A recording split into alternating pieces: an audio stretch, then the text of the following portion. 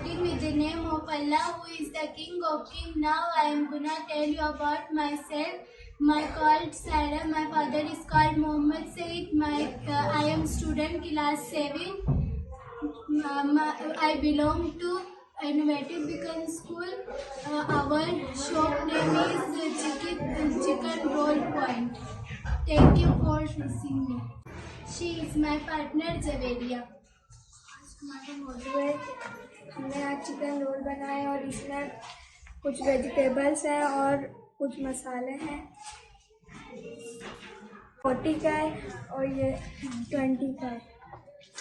जी, ये हमारी क्लास 7 और 6 की स्टूडेंट्स हैं। इनका जो आज बिजनेस का प्रोजेक्ट था वो चिकन रोल है। मतलब ये वो रनिंग आइटम है जो कि फास्ट फूड में आता है और बहुत ज़्यादा इनकी सेल होती है। तो इसमें चिकन रोल है, ये इनका 40 रुपये का रोल है, ये इनका 20 रुपये का रोल है।